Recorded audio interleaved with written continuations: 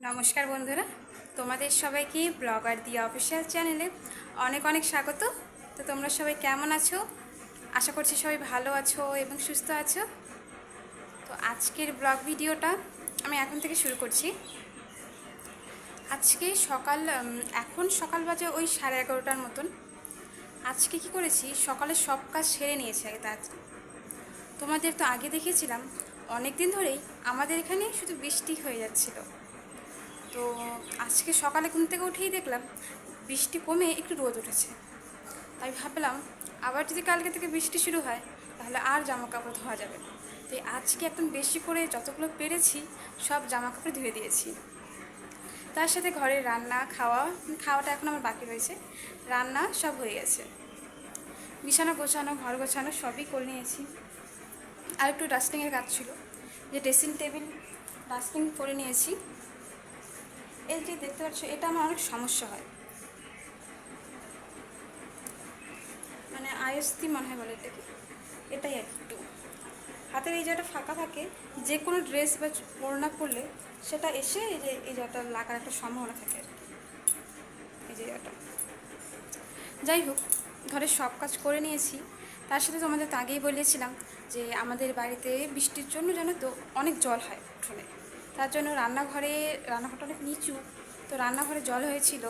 তার জন্য এখন করেছি কি, রান্নাঘরের সব জিনিস আমার ঘরে নিয়ে এসেছে। ঘরটা আমার একটু বড় রয়েছে, তাই ভাবলাম এখন যতদিন পর্যন্ত বৃষ্টি না কমছে, রোদ না উঠছে, এখানে তো রান্না করতে হবে। জলের মধ্যে রান্না করা একদমই সম্ভব না। এই যে দেখো, ওই পাশে জানালাটা খুলিনি, কারণ ওই পাশ থেকে একদম এক বাড়ির থেকে আরেক বাড়ি একদম মুখোমুখি রয়েছে, দুটো বাড়ি। তো এই আমাদের ঘর আর ওই পাশের ঘর যাদের বাড়ি রয়েছে, তো দেখতে অনেক কেমন জানি লাগে। তার জন্য জানালাটা আমি তেমন একটা খুলি না, সবসময় বন্ধই রাখি। আর এদিকে আমি সব গুছিয়ে নিয়েছি আগে। আর বাসনগুলো আমি একটু আগেই ধুয়েছিলাম, জল ঝরার জন্য ওভাবেই রেখে দিয়েছি। আরেকজনকে দেখাবো, দাঁড়াও। এই যে দেখো, ঘুমিয়ে রয়েছে। আমি কিছু খাবার আনিনি তো, আমি তোমাকে ডাকিও নি। ঘুমিয়ে থাকো, পরে দেবো, পরে খেতে দেবো। একটু আগে তো খাওয়া হলো, আবার কিসের? ও, সারা রাত ঘুমানোর পর সারা দিন এত ঘুম কোথা থেকে আসে রে তোর? কোথা থেকে আসে? মার দেবো? না না, তুমি এত ভালো, তোমাকে মারা যায়? যাও ঘুমিয়ে থাকো, যাও যাও। ওখানে ঘুমিয়েছিলে না, ওখানে ঘুমিয়ে থাকো, পরে খেতে দেবো, যাও। আচ্ছা, এইখানেই ঘুমিয়ে পড়বা? আচ্ছা, তাহলে এখানেই ঘুমিয়ে পড়ো। তো দেখো, আমাদের এখানে অনেক দিন পর আজকে রোদ উঠলো। তার জন্য কি করেছি, এই জামা কাপড়গুলো, যতগুলো জামা কাপড় ছিল সব ধুয়ে দিয়েছি আজকে। আজকে কিছু দেখো বা না দেখো, শুধুমাত্র জামা কাপড় দেখতে পারবে। সব জামা কাপড় আজকে ধুয়ে দিয়েছি।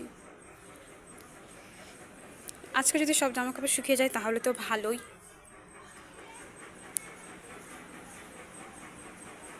এই যে আমার ঘরের কৃষ্ণ ঠাকুর, মানে ঘরে যখন আমরা ঢুকি, এখানে এই দেখো এই ডিজাইনের, তারাও তোমাদের না বাইরে থেকে দেখাচ্ছি, তাহলে দেখতে অনেক সুন্দর লাগে। এই যে যখন ঘরে ঢোকা হবে, এটা লাগিয়েছি। বাইরের থেকে প্লাস্টার না দেখে সুন্দর করে লাগানো হয়নি। আর ঘরেই এসে এখানে রয়েছে আমাদের কৃষ্ণ ঠাকুর। আর দিন রাত এর ঘুম ঘুম ছাড়ার কিছু নেই। তো এদিকে আমার সব কাজ আমি আগে তো করে নিয়েছিলাম। আজকে বিছানার চাদরটা না পাল্টে নিয়েছি। চলো তোমাদের সাথে কথা বলতে বলতে এই পাশে জানালাটা তো খুলে দিই, ঘরে হাওয়া আসবে, কারণ অনেকদিন পর রোদ উঠেছে, ঘরে একটু হাওয়া আসুক। তো বন্ধুরা, এটা একটা পরোটা, একটা ডিম ভাজা রয়েছে হাতে, লেবু, আলু, লঙ্কা, টমেটো সস আর পেঁয়াজ। এবার বলো এটা দিয়ে আমি কী বানাবো? তো সকালে এখনও খাওয়া হয়নি, 11টা বাজে, তাই ভাবলাম কিছু খেয়ে নেওয়া যাক। তো এইসব রয়েছে, তো ভাবলাম কিছু একটা বানাই। এগ রোল বানাবো, কিন্তু নিজের মতন করে। চলো আগে তোমাদের দেখাই কীভাবে বানাবো। তো প্রথমেই অর্ধেক ডিম রয়েছে, এটাকে অর্ধেক করে নেব।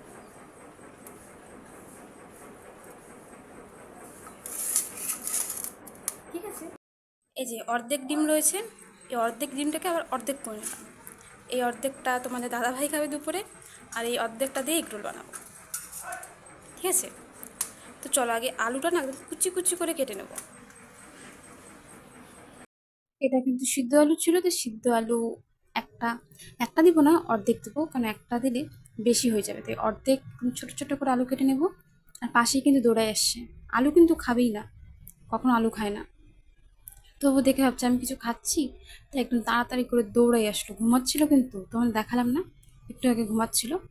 তো ওর মধ্যে আমি লেবু দিলাম, আর যে ডিমটা রেখেছিলাম অর্ধেকের অর্ধেক, সেই অর্ধেক ডিম দিলাম, আর সামান্য একটু পেঁয়াজ দেবো। চলো তোমাদের দেখাই। তো পেঁয়াজ, আলু, ডিম, লঙ্কা, আর তার সাথে উপর দিয়ে লেবু দিয়ে দিয়েছিলাম। আর এখন শুধুমাত্র বাকি আছে টমেটো সস। এখন টমেটো সসটা উপর দিয়ে দেবো। খেতে কিন্তু ভালোই লাগবে। বাইরের দোকানের 25 টাকা নেবে একটা এগরোল, তার থেকে ঘরেই পরোটা বানিয়ে, পুরো ডিমটাও লাগলো না, অর্ধেকের অর্ধেক ডিম দিলাম, আর অর্ধেকের থেকে অর্ধেক ডিম রেখে দিলাম দুপুরে খাওয়ার জন্য। টমেটো সসটা দিয়ে দিলাম।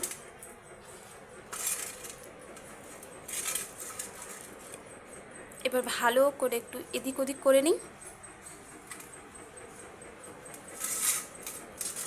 এবার মুড়িয়ে নিই ভালো করে।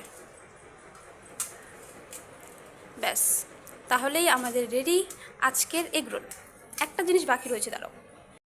এগরোল বানানো হয়ে গেছে।